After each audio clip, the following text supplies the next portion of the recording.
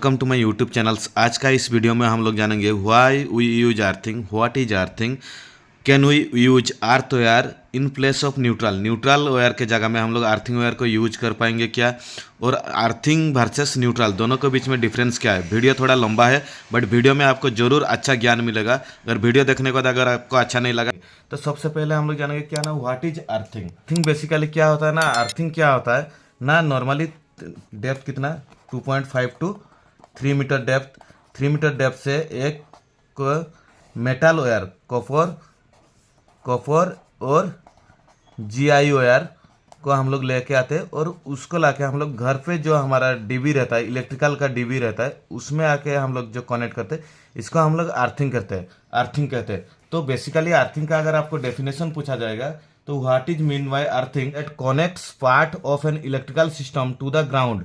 Means ये electrical part हो गया, आपका घर का डीबी हो गया, ठीक है, स्विच बोर्ड जो इलेक्ट्रिकल डीबी होता है, तो ये डीबी हो गया, वो ये क्या हो गया, अर्थ वायर आके अर्थिंग ग्राउंड के साथ कनेक्ट हो गया to provide a path of least resistance for excess electrical charge to safely dissipate. इसमें जो एक्सेस इलेक्ट्रिकल एनर्जी, मान लीजिए यहाँ पे कहाँ पे भी कुछ लीकेज करंट हुआ, लीकेज करंट कैसे होता है, मान लीजिए इसके अंदर क्या रहेगा, फेज रहेगा और आपका क्या रहता है ना, न्यूट्रल रहेगा, ठीक है, फेज रहेगा न्यूट्रल रहेगा। तो ये फेज हो गया, ये आपका न्यूट्रल हो गया। तो कहाँ पे भी अगर फेज आपका बॉडी में टच हो गया तो ये क्या हो गया, लीकेज करंट हो गया या एक्सेस करंट हो गया। तो इस करंट को ग्राउंड करने के लिए जिस वायर को यूज करते हैं उसको हम लोग बोलेंगे अर्थ वायर, ठीक है। यहाँ पे कहाँ अगर रिक्वायरमेंट के हिसाब से कहाँ पे हम लोग अर्थिंग का वायर यूज करते हैं, कहाँ पे ये हम लोग क्या करते हैं, ये आपका कॉपर हो सकता है, जीआई हो सकता है और एल्यूमिनियम का भी हो सकता है, ठीक है, एल्यूमिनियम वायर भी हम लोग यूज करते हैं।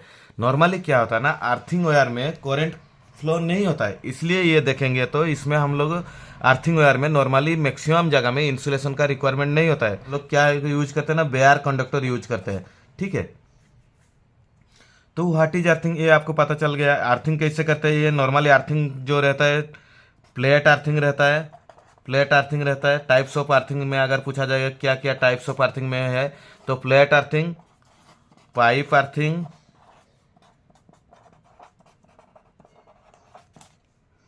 3 नंबर में आता है आपका रोड अर्थिंग, ठीक है। ये तो आप कमेंट कीजिए, मैं इसका वीडियो बना के आपको दूंगा। और इसमें आपको पता है ये जो 3 मीटर डेप्थ रहता है, 3 मीटर डेप्थ में क्या होता है ना, हम लोग ऑल्टरनेट लेयर, फर्स्ट अगर हम लोग सॉल्ट डाल दिया, सॉल्ट देन अगेन चारकोल, तो सॉल्ट चारकोल अगेन चारकोल, इस टाइप का हम लोग ऑल्टरनेट लेयर में सॉल्ट चारकोल डाल के अप टू जो ग्राउंड लेवल रहता है, ग्राउंड लेवल तक हम लोग उसको फिल करके लाते, फिर उसके बाद ये वायर लेके जाते। तो अभी आपका मन में ये क्वेश्चन होगा कि अगर आपके घर में हम लोग अगर घर में हम लोग रोड यूज करते हैं, अब 3 फ्लोर का घर है, 5th फ्लोर, 5 फ्लोर या 10 फ्लोर या 20 फ्लोर का आपका पास घर है, तो 20 फ्लोर का घर में आप लोग क्या यूज किया ना, एमएस रोड यूज किया, ठीक है। तो एमएस रोड यूज किया तो वहां पे, और अर्थिंग का क्या रिक्वायरमेंट है स्विच बोर्ड के लिए, क्योंकि हम लोग तो मेटल को ही लेके आया ना, ग्राउंड से हम लोग मेटल को लेके आया। तो ये क्वेश्चन का आंसर आप क्या है, आप कमेंट करके बताइए, वहां पे अर्थिंग का आपको रिक्वायरमेंट है या नहीं।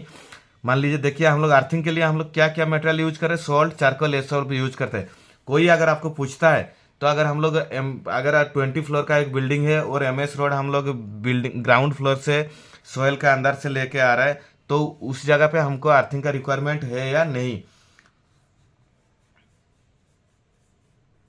ठीक है। ये तो हो गया आपका व्हाट इज अर्थिंग। अर्थिंग से आप अर्थिंग करने से आपको फायदा क्या है, why we use earthing, earthing करने से आपको फायदा क्या होता है। तो अर्थिंग से आपको क्या क्या फायदा होता है ना, नॉर्मली पहले क्या होता है ना, आपको why we use earthing, earthing से अर्थिंग हम लोग क्यों यूज करते हैं, तो अर्थिंग यूज करने से हमारा फायदा क्या है। तो अर्थिंग यूज करने से फायदा क्या है ना, इट प्रिवेंट्स फ्रॉम शॉक। कैसे, ये नॉर्मली अर्थिंग क्या करता है ना, एक इक्विपमेंट सेफ्टी रखता है, और एक क्या होता है ना, एक इक्विपमेंट सेफ्टी और एक रहता है human safety system, equipment safety and human safety. तो इसमें shock normally it prevents from electrical shock.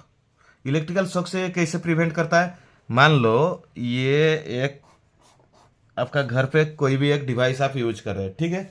तो वो जो डिवाइस यूज कर रहे हैं उस डिवाइस को आप क्या सप्लाई दे रहे हैं, फेज आ रहा है, न्यूट्रल आ रहा है, फेज न्यूट्रल। फेज और न्यूट्रल को आप क्या होता है ना, फेज को आप इजीली, वेरी इजीली आप टेस्टर यूज करके आप फेज के बारे में आप पता चल जाएगा, टेस्टर ग्लो होगा तो फेज है। बट न्यूट्रल में फेज ग्लो नहीं होता है। न्यूट्रल भी नॉर्मली हमारा क्या होता है ना, जीरो पोटेंशियल में रहता है, ठीक है। न्यूट्रल भी जीरो पोटेंशियल में रहता है, और हमारा अर्थिंग भी जो होता है ना, अर्थिंग भी हमारा जीरो पोटेंशियल में ही रहता है। बट इसमें अर्थिंग और न्यूट्रल के बीच में डिफरेंस क्या है उसको भी आगे बताऊंगा। तो ये फेज आ गया। और ये आपका कोई मेटालिक बॉडी, मान लीजिए आप घर पे मिक्सचर यूज कर रहे हैं, मिक्सी या फ्रिज है मान लीजिए, ठीक है, और आपका घर का फैन है, वो बॉडी में टच हो गया, ठीक है, ये वायर आके आपका बॉडी में टच हुआ।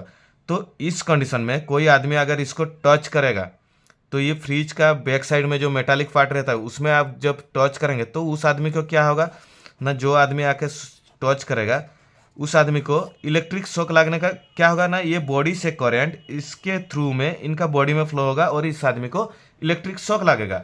अगर इस कंडीशन में आप अर्थिंग यूज करते हैं तो अर्थिंग क्या होगा ना, इसका जो बॉडी होता है इसका बॉडी से हम लोग ग्राउंड करते हैं, आके अर्थ वायर के साथ कनेक्ट कर देते हैं। तो एक वायर लाके इसको हम लोग अर्थ वायर के साथ कनेक्ट कर देते हैं। तो इस कंडीशन में क्या होगा ना, जो ये फेज वायर से जो करंट आया, फेज वायर से जो भी करंट फ्लो हुआ, फेज वायर से जो भी करंट फ्लो हुआ बॉडी में, तो क्या होगा, इधर नहीं जाके ये वो करंट ये अर्थ वायर के थ्रू में ग्राउंड में चला जाएगा। तो इनकेस अगर ह्यूमन आके कोई भी आदमी आके अगर इसको टच करता है तो करंट इधर फ्लो नहीं होगा, क्योंकि ना इलेक्ट्रिक लो रेजिस्टेंस रहता है, उधर ही वो करंट फ्लो होता है। तो ये ह्यूमन बॉडी का रेजिस्टेंस ज़्यादा होता है, तो करंट इधर से आके ये बॉडी में नहीं फ्लो होके, ह्यूमन बॉडी को फ्लो नहीं होके इधर फ्लो होता है, ठीक है। तो ये हो गया इलेक्ट्रिकल शॉक से आपको प्रिवेंट मिलता है। सेकेंड पॉइंट क्या आता है ना, फायर सेफ्टी, ठीक है। फायर सेफ्टी कैसे देता है ना, फायर सेफ्टी कैसे देता है, अभी आपका ये फेज करंट फ्लो हो रहा है, तो जब ये करंट फ्लो हो रहा है अगर अर्थिंग आपका घर में नहीं है तो उस कंडीशन में क्या होगा ना, ये बॉडी मेटालिक बॉडी क्या होगा ना, धीरे धीरे धीरे धीरे ये हीट जनरेट होगा। हीट जनरेट होके ये हीट जनरेट होने से ये क्या है ना, फायर कैच करने का भी चांस रहेगा। तो ये फायर सेफ्टी हो गया। थर्ड पॉइंट आ गया क्या ना, वोल्टेज स्टेबिलिटी। तो आपका जो एलटी में, एलटी सप्लाई में 230 वोल्टेज का सप्लाई रहता है, तो वो वोल्टेज स्टेबिलिटी करने में भी इसका काम चार्ज प्रोटेक्शन देता है। चार्ज प्रोटेक्शन कैसे होता है, मान लो आपका घर में कुछ स्विचिंग ऑपरेशन कर रहे हैं, किसी एक स्विच को ऑन ऑफ कर रहे हैं या इनके है, तो इस बिल्डिंग में क्या हुआ, बारिश के सीजन में आपको क्या हुआ ना, इधर से लाइटनिंग गिरा। लाइटनिंग गिरने से क्या होगा ना, आपका ये बिल्डिंग में क्या है ना, फायर कैच करने का चांस रहेगा। उस कंडीशन में क्या होगा ना, अगर आप यहाँ पे लाइटनिंग अरेस्टर यूज किए होंगे, तो लाइटनिंग अरेस्टर जिसको बोलते हैं नॉर्मली अर्थ बोलते हैं, ये लाइटनिंग अरेस्टर क्या होता है ना, डायरेक्ट आके आपका ग्राउंड में कनेक्ट होता है। तो ये क्या होगा, तो ये जो क्लाउड से जो आपका लाइटनिंग डिस्चार्ज होता है, ये जो लाइटनिंग डिस्चार्ज होता है वो लाइटनिंग आपका घर के ऊपर नहीं गिर के वो डायरेक्ट क्या होगा ना, लाइटनिंग अरेस्टर जो रहता है वो कैच कर लेगा और वहां से ये डायरेक्ट आके आपका ग्राउंड हो जाएगा। तो आपका घर में फायर कैच नहीं होगा, या लाइटनिंग होने से आपका घर का नॉर्मली फ्रिज, फैन, टीवी जो भी इलेक्ट्रिकल इक्विपमेंट रहता है वो सब डैमेज होने का बहुत ज़्यादा ही चांस रहता है, तो वो भी आपका सेव हो जाता है। तो इस पॉइंट में अभी हम लोग जानेंगे न्यूट्रल वर्सेस अर्थिंग, न्यूट्रल और अर्थिंग दोनों के बीच में डिफरेंस क्या है, ठीक है। कोई भी अगर आपको क्वेश्चन आएगा तो मैंने यहाँ पे आपको क्या बताया था, अर्थिंग भी जीरो पोटेंशियल में रहता है, अर्थिंग भी जीरो पोटेंशियल रहता है, न्यूट्रल भी जीरो पोटेंशियल रहता है। तो किसी का भी मन में ये डाउट आता होगा अर्थिंग वायर को न्यूट्रल के जगह में यूज करने से क्या प्रॉब्लम होगा, ये आपको दिमाग में जरूर डाउट आता होगा। तो चलिए इसके बारे में जानें। और न्यूट्रल दोनों के बीच में अगर मल्टीमीटर लेके आप चेक करेंगे ना, कितना वोल्ट आएगा, नॉर्मली 2 वोल्ट मिनिमम आना चाहिए। अगर 0 वोल्ट आ रहा है न्यूट्रल और अर्थ के बीच में, इट मीन्स आप जानिए दोनों ओपन सर्किट है, ये दोनों में कनेक्टिविटी नहीं है या अर्थिंग प्रॉपर नहीं है, अर्थिंग का वायर कहाँ से ओपन है, तो उस कंडीशन में आप चेक करिए, ठीक है। तो न्यूट्रल और अर्थिंग को बीच में डिफरेंस क्या है, मान लीजिए आपका घर में किसी भी एक इलेक्ट्रिकल अप्लायंसेस है, ठीक है, ये डीबी है, डीबी में आप क्या किया, इधर से फेज आया, इधर से न्यूट्रल आया और अर्थिंग का वायर ये उसका बॉडी में कनेक्टेड है, तो यहाँ पे अर्थिंग है, ठीक है। यहाँ जब आप किसी भी एक इलेक्ट्रिकल अप्लायंस यूज करते हैं, एक इलेक्ट्रिकल अप्लायंस यूज कर रहे हैं, तो उस कंडीशन में आपका क्या होगा ना, यहाँ से आपको फेज लेके जाएंगे, फेज कनेक्ट किया आपने इलेक्ट्रिकल अप्लायंस में, और एक वायर लेके जाएंगे, न्यूट्रल लाके कनेक्ट किया, और एक अर्थिंग का वायर लेके जाएंगे जो कि इसका बॉडी में कनेक्ट किया है। ठीक है, इसको हम लोग रेड कलर कर देते हैं जो फेज का वायर है। तो ये हो गया, तो ये फेज हो गया, ये आपका न्यूट्रल हो गया, ये आपका अर्थ हो गया। तो इस कंडीशन में मान लो आपका न्यूट्रल कहाँ पे कट हो जाता है, इस कंडीशन में आपका इस एरिया में आपका न्यूट्रल कट हो गया या ओपन हो गया, तो फेज करंट जो भी रहेगा या बॉडी में अगर टच हो जाता है तो उस कंडीशन में आप क्या होगा ना, ये जो फेज करंट रहेगा, ये फेज करंट बॉडी में टच होने से अर्थिंग के थ्रू में वो ग्राउंड हो जाएगा।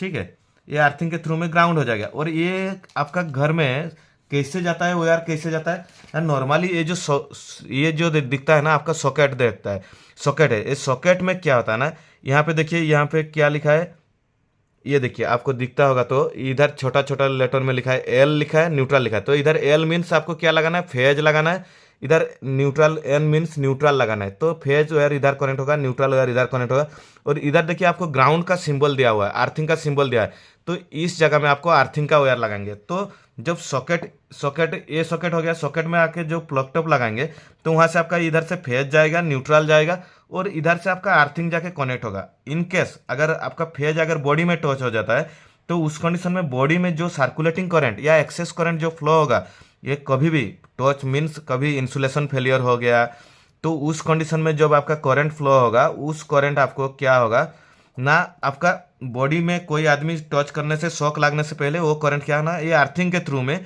इस जगह में आ जाएगा, और यहाँ से आपका डीबी का जो अर्थिंग कनेक्टेड रहता है वहाँ से आपका ग्राउंड हो जाएगा। तो आपको ह्यूमन सेफ्टी और इक्विपमेंट सेफ्टी आपका हो गया। तो अगर मान लो अगर आपको कोई बोलेगा हम लोग न्यूट्रल के जगह में, अगर हमारा घर का बिल्डिंग का अगर न्यूट्रल ओपन हो गया, हम लोग अर्थिंग को न्यूट्रल के हिसाब से यूज कर पाएंगे या नहीं कर पाएंगे। तो नॉर्मली आजकल हम लोग इलेक्ट्रिकल सेफ्टी क्या होता है ना, शॉक प्रिवेंशन से बचने के लिए क्या यूज करते हैं, ELCB यूज करते हैं, अर्थ leakage circuit breaker RCCB use करते हैं, और एक GFCI क्या होता है ना, नॉर्मली हमको इलेक्ट्रिकल शॉक से हम लोग या लीकेज करंट से प्रिवेंट करने के लिए हम लोग इसको यूज करते हैं। तो ये जो करंट अभी फेज न्यूट्रल नॉर्मली क्या होता है ना, वो रिटर्न पाथ रहता है, तो फेज में जितना करंट इधर से फ्लो होके जाता है, सेम न्यूट्रल के थ्रू में वो करंट रिटर्न आता है। अगर इनकेस कुछ करंट आपका मान लीजिए इधर से 5 एम्प्स करंट फ्लो हो रहा है, और रिटर्न में कुछ करंट इसमें कंज्यूम करने के बाद, अगर आपका इलेक्ट्रिकल इक्विपमेंट्स जो भी है, इक्विपमेंट करंट कंज्यूम करने के बाद जो करंट रहता है वो करंट आपका न्यूट्रल के थ्रू में रिटर्न आना चाहिए।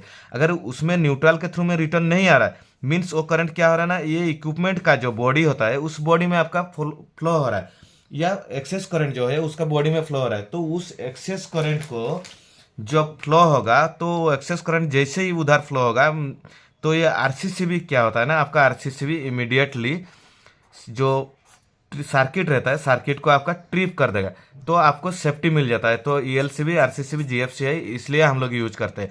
कोई कोई बोलता है क्या ना, हम लोग न्यूट्रल कोट हो गया, अभी न्यूट्रल कोट हो गया तो अभी हम लोग अर्थिंग को यूज कर पाएंगे नहीं। यस, अगर आपका न्यूट्रल कोट हो गया और न्यूट्रल के जगह में आपने प्रॉपर अर्थिंग किया है, वो अर्थ वायर को लगा दिया, आपका इक्विपमेंट चालू हो जाएगा। बट अगर इनकेस आपका फेज बॉडी में टच हो जाता है तो आदमी को शॉक लगेगा। और अगर ELCB RCCB या GFCI आप सेफ्टी इक्विपमेंट यूज कर रहे हैं, तो RCCB ELCB वो जो होता है वो सब ट्रिप हो जाता है, वो आपको ट्रिप कर देगा सर्किट, वो सर्किट को रन होने के लिए नहीं देगा। तो उसमें से उस कंडीशन में अर्थ वायर को न्यूट्रल के हिसाब से यूज नहीं कर पाएंगे। अगर आपको पूछा जाएगा नहीं, ELCB को हम लोग बाईपास करेंगे, बाईपास करने के बाद अर्थिंग वायर को हम लोग न्यूट्रल वायर के हिसाब से यूज कर पाएंगे या नहीं। यस, ऑब्वियसली आप यूज कर पाएंगे। बट जब फेज अगर बॉडी में टच होता है तो उस कंडीशन में आपको इलेक्ट्रिकल शॉक लगेगा।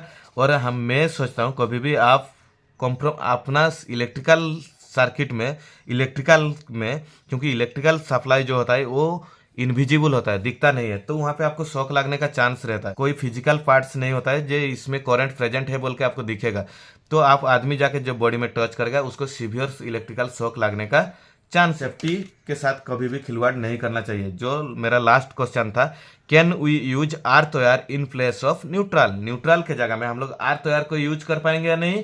यस कर पाएंगे। अगर आरसीसीबी एलसीबी को हम लोग बाईपास करेंगे कर पाएंगे, बट इलेक्ट्रिकल शॉक से हमको सेफ्टी नहीं मिलेगा। इलेक्ट्रिकल सेफ्टी से हम लोगों को कॉम्प्रोमाइज करना पड़ेगा, बट वो सब नहीं करना चाहिए। तो कभी भी आर्थ वायर को as a neutral wire use नहीं करना चाहिए। पूरा वीडियो देखने के बाद अगर आपको वीडियो अच्छा लग रहा है तो जरूर कमेंट करिए। अगर वीडियो में कुछ भी कमी या कहाँ पे कुछ भी, व्हाट्सअप, फेसबुक और मैसेंजर के थ्रू में फ्रेंड्स लोगों के बीच में शेयर करिए। ज़्यादा से ज़्यादा लाइक, शेयर एंड सब्सक्राइब करने के लिए मत भूलिए। Thank you for watching.